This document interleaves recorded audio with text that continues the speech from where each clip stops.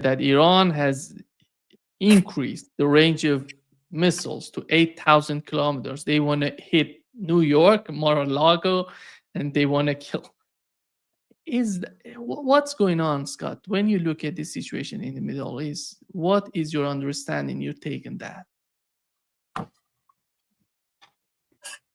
Look, at the Iranian president himself has said that he believes that Israel is going to strike again, and that Iran is prepared for this.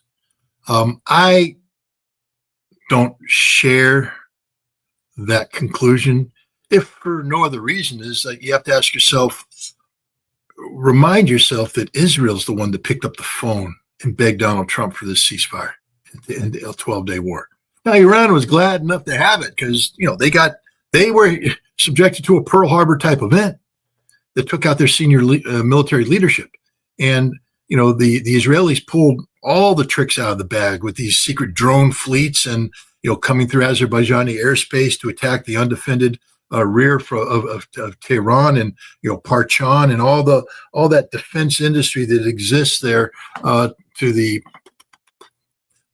southeast of Tehran. All of this was hit by the Israelis to great effect. I mean, Iran got hit hard. There's no doubt about it. But Iran recovered. And by the end of the war, the Israeli aircraft, the Iranians have published some interesting interviews with their pilots. Wait a minute, Iran still has pilots? I thought the Israelis took out the entire Iranian Air Force, because where was the Iranian Air Force during this 12-day war doing their job? And apparently the Iranian Air Force, including those old F-14s and some old F-4s, were locking in on the Israeli aircraft as they were doing their attack run, because the Israelis were using primarily these blue streak, air-launched missiles. But to do that, you've got to basically fly an attack route. And as they were doing that before weapons release, the Iranian Air Force would lock on, causing the Israelis to break the attack. Now, they weren't getting shot down, but they weren't able to complete their mission. And the Iranians were disrupting the Israeli attacks.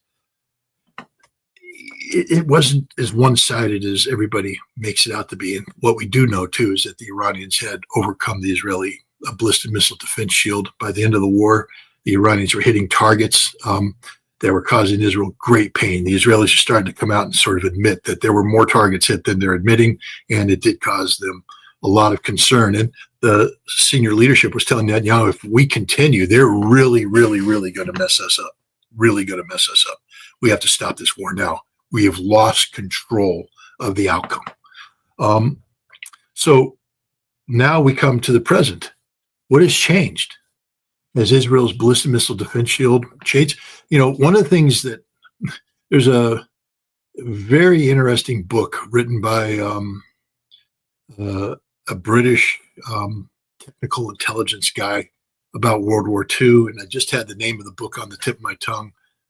Warren's Secret, a Secret War, something of that nature. But it's about the technical intelligence. But basically, each side investigates the capabilities of the other, reverse engineers things, and then comes up, that's how we got radar, German radar, British radar. That's how things happen.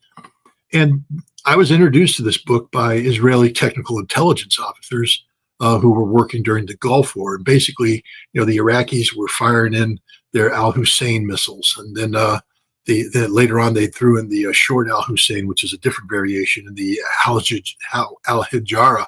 And each one had different aspects to it, mating rings, different configurations and all that. And the Israelis would take these debris and put it in this consolidated area they ended up calling the Scud Museum. And I got to go to the Scud Museum and see it, and I talked to the Israelis that did that. But the point is, they studied every aspect of the Iranian Scud, looking for vulnerabilities, looking for differences to try and understand, what was going on. There can be no doubt in my mind that the Israelis did the same thing as a result of this most recent, the 12-day war. But what did they learn?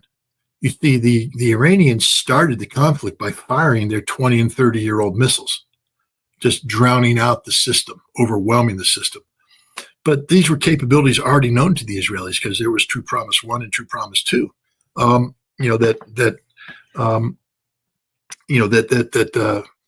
Israelis collected the debris from. So, they were familiar. But near the end of the war, Iran started deploying different missiles, either older missiles with new warhead configurations or newer hypersonic missiles. And these were having great effect. But the Israelis, of course, will be looking at the radar data, the telemetry data, MASINT, all the different clues they can come in, including the physical debris on the ground. And they're doing that. But Iran didn't deploy all of their systems. And what was happening at the end of the war is Iran would start to introduce a new system that just cut through their defenses like a hot knife through butter. Bam, took down a building. The Israelis don't know anything about these. They don't have enough data. They don't have a solution. And Iran has been building newer and newer and newer missiles. I'll let you on to, I can't call it a secret because the Iranians don't tell me anything. But my assessment is that, because everyone's like, why doesn't Russia sell the Iranians the Oreshnik missile? If the Russians are really good friends of Iran, they'd give Iran the Oreshnik missiles. And the Iranians are going, oh, we got it. We don't call it Oreshnik, but it does the same thing. Yeah, they got it. And there's nothing Israel can do about it. So when you look at this, Israel can't defend itself any better than what it did, and that wasn't good enough. And Iran's attack capabilities are far greater than what they demonstrated in the 12-day war. Not only that, Iran has shut down the Israeli, I got people walking in the background, shut down the Israeli, the Mossad's drones. They're not going to get to do that game again. Those drone factories have been overcome. The Israelis have broken that ring. You're not going through Azerbaijani airspace anymore to take over an undefended rear because the Russians have sent advanced MiG-29 fighters and there's other new fighters and missiles. They've shut that down. Iran has solidified its defenses, continues to have this tremendous offensive strike capability, and Israel's offensive capability hasn't improved, neither has their defensive capability. So why would Israel be encouraging going to war with Iran that common sense dictates they're going to lose? Now, is America going to jump in on it? You talked about tankers and airplanes flowing in.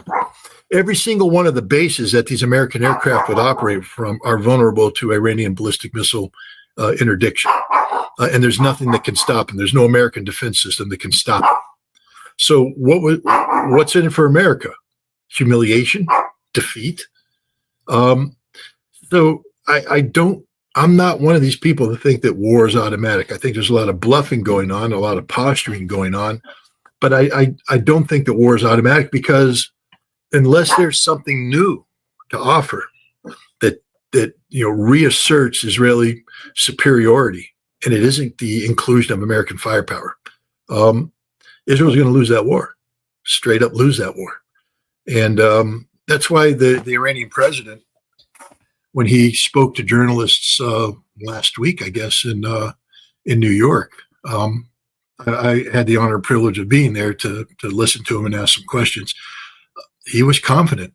I didn't see a scared man. I didn't see a worried man. I saw a man who, was serious, very serious, and very confident in the strength of his nation and the strength of his government. He said they could try decapitation if they wanted to. He says there's 6 of me. Said you kill me, we got one already picked. You kill him, we got one already picked. We go down 6 layers. You can't kill us all, and we're all on the same side. That was the one message that came across, because one of the things that appeared to be trying, that the West and Israel have been trying to do, is fracture Iran, get Iran to break up in constituent parts based upon ethnicities, etc., to break the Azeris away, to break the Kurds away, to break the Arabs away, the Baluch, etc., even to fracture the Persians among tribal lines or economic lines. And the Iranian president said that there were some serious fractures in Iran. He said he sort of was honest. He said, we made some mistakes. I mean, he talked about women like I've never heard an Iranian leader talk about before, about how, we have gender issues that have to be addressed. I think that's why we're seeing photographs today of women running around Tehran without hijabs on, because I think the Iranians are going, this is an artificial problem we don't need. We need, we can pacify a good percentage of the population if we just say no to hijabs. And he said we're doing that. We're re-looking how we deal with gender issues, the whole thing. But he said, the 12-day war, he said there's no more fractures. He said, Iran has come together like it's never come together before. People were trying to take advantages of differences of opinion between the government and the supreme leader. Yes, ladies and gentlemen, for all you people out there saying, well, wait a minute, it's a theocratical dictatorship. If the supreme leader says so, it must be so. No, so.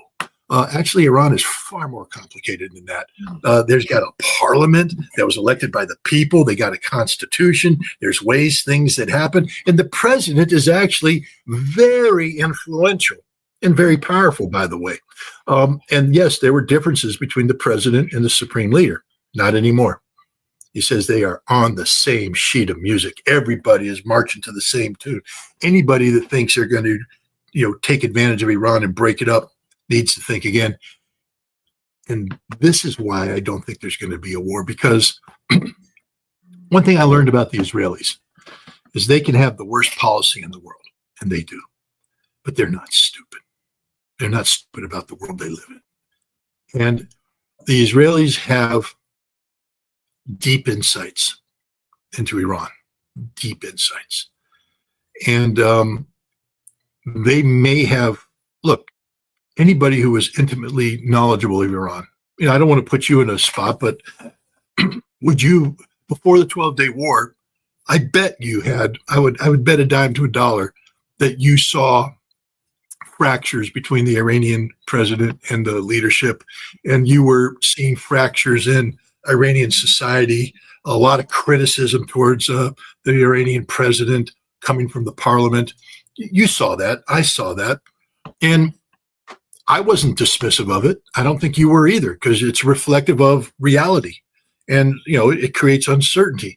The Israelis saw the same thing. So you can't blame the Israelis into believing that if they could facilitate certain actions inside Iran, that Iran was susceptible to fracturing. But those same people now look, Iran's been super glued together. And I mean, this is high quality super glue. It ain't going away. And the Israelis know this. The Israelis aren't very good at self-deception. They do things because they are confident in outcomes. They're willing to lie about things. They're willing to commit crimes. But underneath, the Israelis, at the end of the day, are realists, very much so.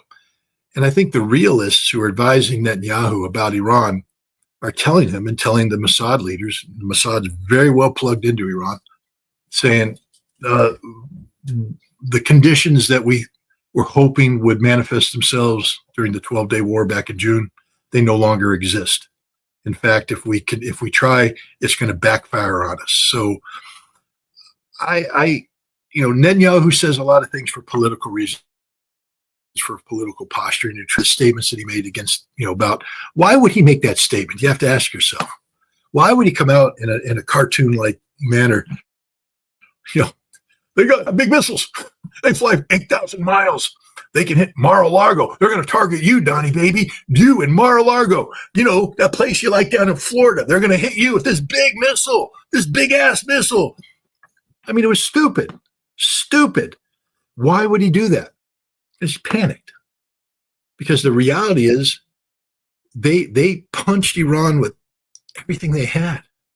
And Iran still stood. I mean, imagine going to a bar, looking at this guy saying, all right, I'm going to cold cock him. That's how I'm going to win this fight. Just going to come up and bam, he's going down and bam with everything. And he turns around and goes, ouch. All right, let's go. And he starts coming after you. You just gave him the best punch. You don't have a better punch. That didn't knock him out. That's Israel right now. They hit Iran with everything they had. And Iran's still standing and started coming after them. And they had to call pause on the bar fight.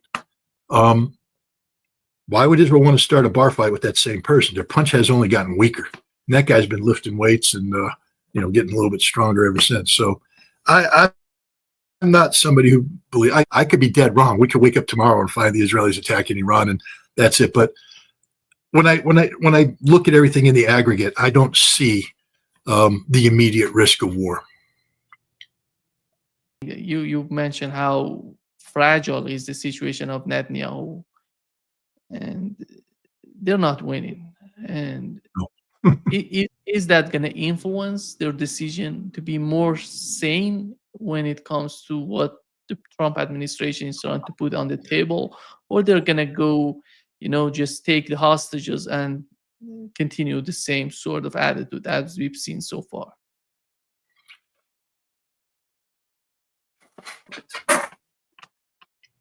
Netanyahu is a political animal, and his only path to political viability is continued conflict. The moment there's peace, the Israelis will turn on him in a heartbeat, have him arrested, put on trial for corruption and for other crimes too. I mean, Steve Bannon hinted that October 7th hasn't been fully investigated, and there's a chance that when it is, Netanyahu will be found to be wanting on a number of fronts. So either he goes into exile, and maybe that's why his son's spending so much time in Miami, picking out where his dad's going to retire. But or he's going to die in an Israeli prison. That's his fate if there's peace. But he has tremendous political pressures put on him because of the hostage situation. But the people who are arguing for the political conditions to be created that allow for the release of hostages, they're not people supportive of a two-state solution or one. They're not pro-Palestinian. They're just frustrated that the hostages are still out there. So once the hostages are released, what's the next step for Netanyahu? Does he really want peace? And there's plenty of opportunity for him to make mischief on this as well. And we still don't know if Hamas is going to live up, but I think Hamas, let's just take a step back. The counter proposal that Hamas put out there that Trump endorsed is pretty much what Hamas has been saying all along. There's no major deviation. There's no oh my God, this happened. A government of technocrats, inclusive of Fatah, Hamas will accept it as long as Hamas has a presence. And the president didn't say no. Hamas said, we can disarm. They've said that in the past. But the disarmament has to be linked to, several things, including, one of the things that hasn't been discussed, which is security guarantees for Hamas, because Israel has said they know no red lines. They'll bomb anything, everything if they determine. So, the danger here isn't Hamas. The danger here is Israel. And under normal circumstances, I would say, therefore, this peace chance has no chance of success whatsoever, this peace opportunity. But we don't live under normal circumstances because there's a different dynamic taking place that never existed before. Israel's losing support of the United States of America, not of the president, of the people. Donald Trump has said that the Israeli control of the U.S. Congress is diminished significantly. The whole Charlie Kirk thing shows that Christian evangelicals were starting to question why we continue to support Israel the way we do. America first starts to mean America first, not America second after Israel. Ted Cruz's blind, slavish obedience to Israel, fealty to Israel, is not mainstream anymore. The idea of an American senator saying, I joined the Senate to serve Israel, that doesn't fly very well in an America first environment. And this isn't, chipping away at a solid granite edifice. We see support for Israel melting away. And this president, Trump, has invested a tremendous amount of political capital into this peace plan, a tremendous amount. And if Israel sabotages this, I think it's the end of Israel, because I think what will happen is MAGA will turn on Israel. And that's it. It's over at that point in time. And Netanyahu has to know that too. And it's for that reason,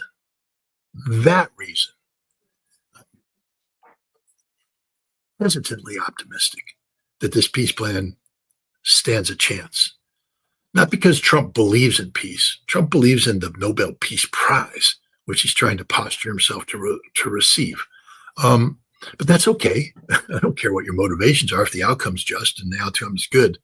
But if you go back to when October 7th started, I actually wrote an article that got me under a lot of trouble. I called it the greatest military raid in modern history, and it was. It's not a terrorist attack. It's a military raid to achieve discernible outcomes. And the outcomes were predicated on Israel being sucked into a conflict in Gaza that exposed the reality of Israel to the world. The mowing the grass, Dahiwa doctrine was known. No one ever could have imagined that Israel would have gone to these extremes, but they did. I mean, to actually be labeled as genocidal by the world. They did this also to free Palestinians being held by Israel. That's why they took hostages as a tip to put on that table. Here they have the chance of getting 1,200, including Barghouti. His name's on the list. This is what they wanted, and they also wanted to create the possibility of a Palestinian state. On October 6th, nobody was talking about a Palestinian state. Nobody. Today, one of the key aspects of this peace treaty is a Palestinian state, a two-state solution. You have European nations recognizing a Palestinian state. If this ain't a Hamas victory, nothing is. Hamas was never going to be planting the flag over Jerusalem and the flag over Tel Aviv. The Knesset was not going to fall to a Hamas assault team.